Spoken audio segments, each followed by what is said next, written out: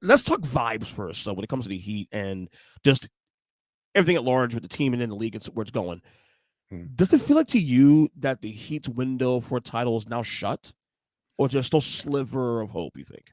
I think there is a sliver. I think they never really had a proper window because they've never been built as a team that was seen as a legitimate contender. Every time that they've had a deep playoff run, and consider what they've done over the last 5 years, 3 trips to the Eastern Conference Finals, 2 trips to the NBA Finals, and at no point in time did anybody expect them to. Of course, there was the Orlando bubble, and that was a strange season, to put it mildly, but they've never really had that kind of roster on paper that you look at and you go, huh, this is a team that can beat the strongest teams in the East. This could beat anybody out in the West. That's never been the case. But when you look at what the team does, how they approach the postseason, that's where they push all the chips in. I won't go so far as to say that they flip the switch, because I don't think they have that kind of huge talent like the Big Three era once did, where they could say, you know what, we can afford to be the second or third in the East. It doesn't really matter, because we know when we want to put our pedal to the metal that we can beat anybody. That's not this group. But they just outcoach everybody with Eric Spoelstra. Jimmy Butler carries the team through the postseason in a way he does not during the regular season. And then everybody else knows what their purpose is. And I think one of the things that's helped them in the past is that they've always had these injuries where they've had guys step up throughout the point of the regular season. And then when the postseason rolls around, it's not like you're throwing somebody into the fire unexpectedly. They have some experience. They know what to do. They're comfortable in their roles. And everybody's goal is the same: to win basketball. And so all these things kind of fit together at just the right time. And they always manifest, or typically have manifested, in a way that leads to winning when it matters most. I still think that they can win at a high level this year. I know that other teams made improvements throughout the Eastern Conference, but when you look at what Miami's done, the continuity, the fact that everybody's so well coached, and that they have all these complementary pieces, and I think they're probably the deepest roster in the NBA, maybe alongside an Oklahoma City or something like that. But if everybody's healthy, and I think the team believes this as well, they can be a title contender. See, I agree with that last point you made about the roster being deep. I think with all the Jovic's of the world and Jaime Hawkwest and what he did last year before slowing down the end of the year, they have the requisite talent to compete in terms of a deep roster. But to me, that's all dependent on what Jimmy, his health. Obviously, I think Bam is for the most part always be healthy. But Jimmy is the one really I'm concerned about. And look, the playoff Jimmy's a thing. We agree with that. It's a thing. But we kind of need to see a little more regular season Jimmy. We need to see Jimmy to play at least 65 games this year to at least get out of the play-in situation. We got lucky twice now. We've gotten to play in a couple of times and made through there, and somehow made runs. But last year, not having Jimmy available to play in the Boston series, I still think say Boston wins that series, but that's a 7-game series probably with Jimmy on the court, because just of the culture of what they do. But also on top of that, with Jimmy, he has a contract situation coming up very soon. They have not resolved that situation yet. He could be a free agent at the end of this year. How do you think they approach this situation going forward with him? Do you think I guess make a prediction if you want to. Is this his final year in Miami, you think? Because there's a lot of buzz about him maybe getting traded. Earlier this offseason, I would have said yes. I don't even know that he would have made it into the start of camp. But now, with the whole offseason and the second tax apron and the new CBA impacting the way other teams make business, I just don't know that there is as much of a market to sign a 35, almost 36-year-old Jimmy Butler to the kind of money that his agent said he wanted. And to Jimmy's credit, everything he's done throughout the offseason and leading into media day and a training camp has been just the right thing. Like, he's worked hard, he's done all that, and we always knew that that was never in question. But he's never talked about money. He's never talked about the organization. This is a very different Butler than the one we saw in Philadelphia, who wasn't comfortable there. The one who we saw in Minnesota, who forced his way out of Chicago. This is a guy who's older. He knows that he's got the keys to the organization. He wants to continue winning here. I think he's happy here. He's fulfilled in a way where he hasn't been elsewhere. My feeling is that they'll come to some kind of an agreement, but a lot of that depends on this season. I think that's the approach that he's taking, the team is taking. It's like, we want to see what you could do with one more year on this roster, and see how far you can take us. And with Bam and Tyler taking leaps and everybody else continuing to improve around Jimmy, if they can go in another deep playoff run, I think both sides will find a way to make it work. So my prediction is that Jimmy will play out the rest of the season here. And I've talked to a lot of fans, ask me, "Oh, hey, what's going on with Jimmy? He's going to get traded, etc." And I don't think it's the case. Like again, 3 months ago, I would have answered very differently. Now, I think they're going to keep him on the roster unless there's some kind of unforeseeable disaster within the next couple of months leading up to the trade deadline. And at that point, he says, "You know what? I can't win on this team." Then make it happen. But It has otherwise, it kind of has like a lot of like 2008 Shaq vibes. 2007 yeah, Shaq vibes. When Shaq, had a little 3-year run here, and then things fell apart pretty quickly. He's like, I gotta get out of here. that was different because even him, he had one and he was older and he was just he was tired of Riley pushing him. And Riley was, he's always been a guy who pushes you so much that eventually those, you kind of feel burnt out by having you tune him out because you can't take that, especially a Yeah, player like Shaq at that point in time who was a superstar, but he was on the tail end of his career. He and doesn't want to hear it from Riley anymore. very ornery too. Shaq was very ornery at that point in his life, I Very think. much so. Also, Very much yeah, so. So yeah, I mean, it was a different situation. I think. I think now with Spo in charge, I think it's very different. I think he can get along with Jimmy in a way that maybe Riley could not with Shaq. And now I think they're on the same page. Like the vibes around the team have been nothing but great. Like everybody's accepting their it's good to role. hear. Everybody understands that they want to win. I haven't seen this kind of positivity in a training camp. Certainly not last year. Like last year was going into media day and summer and training camp. That was a disaster because there was a whole offseason of pursuing Dame, and then they fall short at the very last second. He gets traded to Milwaukee, and you go into media camp. I mean, sorry, training camp going, man, we just never retooled this roster. Even after an NBA Finals run, we just never retooled this roster. We lost Max Strus, we lost Gabe Vincent, we went after Dame. None of that manifested. You've got Tyler, who we didn't want. You've got Kyle Lowry, who we didn't want. All these different players there, Yeah, and the vibes were just off from day one, and it kind of just piled on with all the injuries, and it was just going through all this work and a tiresome season that just wound up being flat before it ever started. This one is different. I think you go in there that's good to hear. healthy, yeah, renewed energy because you were bounced out of the playoffs early last year, and I think it's working out. I really do. I think this team is going to exceed expectations. The comic thing with Jimmy too, also, which is so complicated, is that he's 35 years old. His Yeah, playing style is not conducive to wanting to. Like this is Kevin Durant's different story. I have no qualms giving Kevin Durant another 3-4 year max deal because of his playing style. He's a perimeter yeah, player also too, so his game is going to age well no matter what. Jimmy's not so much, and you don't see anything. He hasn't really added to his game in a sense where you pay a guy that, but then once you lose your power game, now what do you have? So that's the risk there. That's what the risk here of sending Jimmy to a big deal beyond this yeah. year. Yeah, I don't think the team will pay him the kind of money that we were talking about earlier. Right. Like what we heard from his agent, that was just we've never seen that. I've made the point before on the podcast, but only two teams that I know of in NBA history have paid a player for what they accomplished earlier in their careers, and that's the Dallas Mavericks with Dirk Nowitzki and Los Angeles Lakers with Kobe Bryant. Other than that, you pay Mm-hmm. a player for what they're doing moving forward, regardless of what they mean for the team, regardless of their roles or anything like that.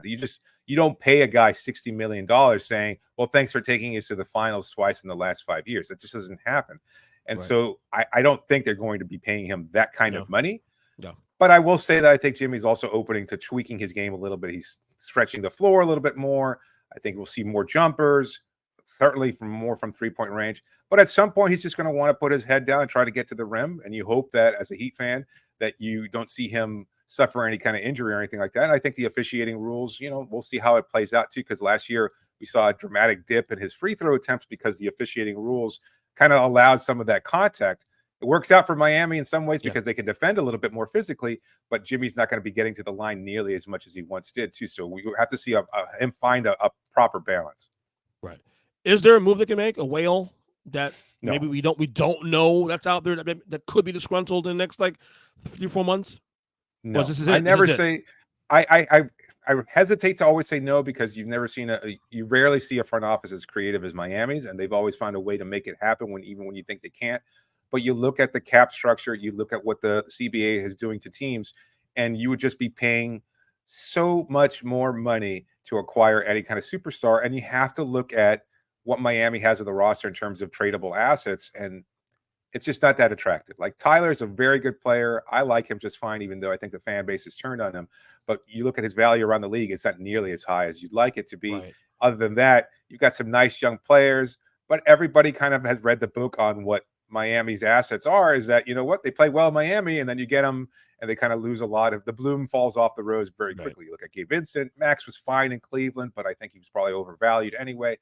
You see what Miami players can do with the Heat, and then you see what they do elsewhere, and it never really works out that way. So I don't think, or you have a lot of teams looking to acquire players that thrive in Miami, knowing that they're probably not going to thrive elsewhere. Yeah. Yeah. I think the structure part is actually a very good, well point.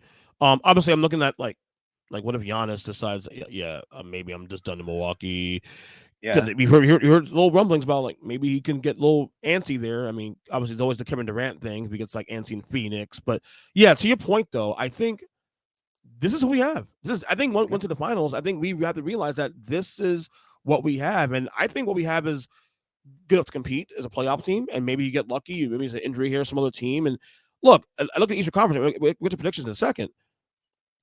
Obviously, I don't know where you stand on this with the Eastern Conference, but obviously Boston, yeah, top four team, champs.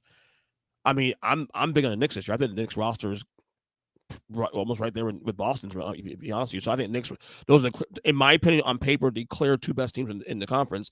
Then you go yeah, Milwaukee when healthy, Philadelphia definitely when healthy, because I mean that's a massive situation with their health. So after yeah, you get there, then you have the Indianas and the Clevelands, all that, and then that's where Miami fits in, I think, also. But again, I still think there's still a lot of space there that, you know, injuries aside, and a lot of those teams just mentioned always have someone that gets hurt at the wrong time of the yep, year. So yep, there's always a chance to wedge yourself in the conversation that if you take advantage of that, the Heat can still find themselves in the second round, even the conference finals. And we see it in the past. If they get hot, things happen. yeah. I think that's, you can only control what you can control. And as Yep. cliche as that sounds, you try to put yourself in the right position to win. There's no such thing as luck. It's just putting yourself in the right position and maximizing those opportunities when they do manifest. And you're absolutely right. I mean, I have no confidence in Philadelphia being able to stay healthy all I year long. agree. I agree with 100%. I did my season preview last week, and every year we do the over unders, like, win totals. I went under because I'm gonna bake number one, Joel Embiid saying, "Oh, I'm gonna miss back to backs. Oh, I don't plan to play back Yeah, to backs." Well, that's a red flag right there. Number one. Number two, that's not even equating for what injury you will get at some point anyway. yeah, yeah, Plus Paul George will probably get hurt at some point this year. So yeah. 51.5 wins. I took a easy under in that one. Their goal is to be healthy by April. Right. And it could work out that way. It could. But Yeah, you know, of I course it also could. look at the Knicks, and you know what? As much as I like the vibes from last year and the magic they were able to create, and I like Carl Anthony Towns and his acquisition there, I think it's going to help a lot. You know, they're going to go through a lot of injuries too, and you know that Tom Thibodeau is going to put them and Oh put them yeah. through the grind. Oh He's yeah. going to play them a lot of minutes, and that's going to hurt them at some point. We saw it last year when they. I think they would have beat Indiana pretty handily had they been healthy, but you know, Mhm. it's when they're healthy that's the huge question mark. So you look at that, Milwaukee. I think they'll win a lot during the regular season, but always consider Doc Rivers' Achilles heel of playoff Yeah, of course. adjustments and whether or not he can make those kinds of changes in the postseason. You know that Spo has beaten him a couple times before. And then you look at Boston. Well, again, I mean, are they as motivated? A lot of people are making the easy prediction of They should saying, be. They should be. yeah, you would think so, but it's not so easy to do. And you kind of have to, again, I've always thought about it this way. Like you've seen this throughout NBA history, like teams that get back to the finals, I think it's different now. I think you're almost complacent with at least I got one. And you saw it with Denver. And I mean, the vibes with Denver were off after they had won the title a couple seasons ago. Last year, obviously, they weren't able to duplicate it, but they still had the best player on the planet, Nikola Jokic. And so they were able to go on a deep playoff run, just not as deep as they'd like. I don't know that they're going to be as motivated after they've already won one. And I'm saying this about the Celtics, like all the proving all the doubters, all the naysayers, and everything else like that. And quite frankly, taking advantage of an Eastern Conference that was beat up as hell by the True. time they played them. Like every opponent they faced, from Miami to Indiana, et cetera, was facing a number of injuries.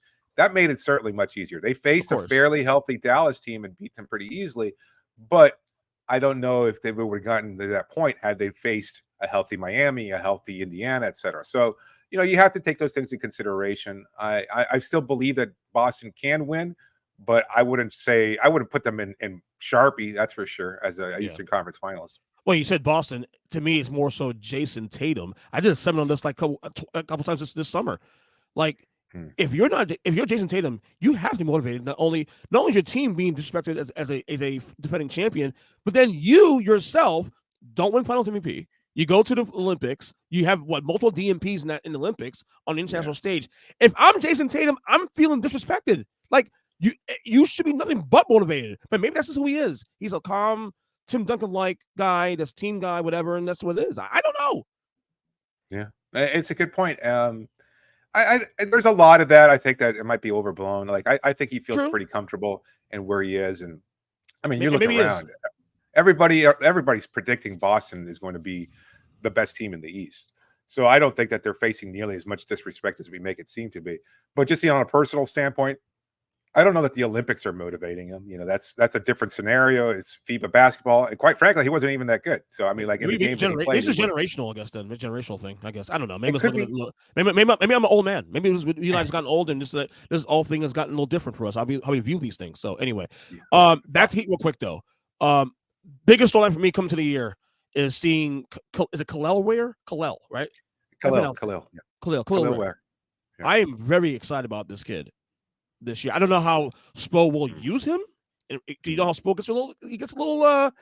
You know, not arrogant is the word. Um, I don't know what I'm looking for, but he gets a little. He's very particular how he does things. The process. He believes in the process. You know. So, Yeah, what do you think? I don't I don't think he's going to play much. I think they Really, view him as a long. Yeah, I don't think he's going to play much. I think he's a he's a long term project. prospect. Okay. Yeah, and it's about getting him to be as well developed as possible because I think we've seen too often throughout history that you put players out there and you kind of rush them in there and expect them to be impactful, and they don't rise to the challenge because of lack of talent or because they're just not aware. And I think there are different factors with Khalil. Like he's underweight, undersized. He's not strong enough to kind of handle that kind of grind of the center position. And although he might be a little bit more perimeter based or more relying on touch and things of that sort, like you still need his size out there. You still want him to be able to bang and be able to do the kinds of things that a 7-footer has traditionally done.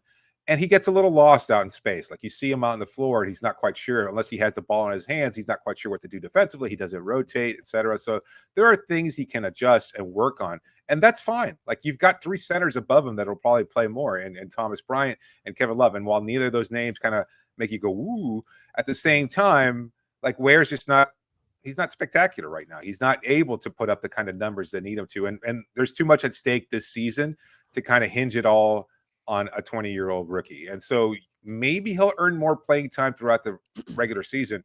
Yeah. But we know this with Spo. He has to put in the work behind the scenes. Like he has to be first one on, last one off. He has to, spend time with Malik Allen, the assistant coach there, and kind of have him again teach him the big man game, how to respond, how to focus. And he needs to show Spo that he's ready for that challenge. And if he does that, then he'll earn that playing time. But for now, I wouldn't expect him to play much. But I do like his potential down the road. By the word I was looking for was stubborn. Spo does get Yes, stubborn at times. Stubborn he still is does very stubborn at times. But it's very rotations. much. Yes, So very that much was so. the word looking for. Yeah, I had a brain fart there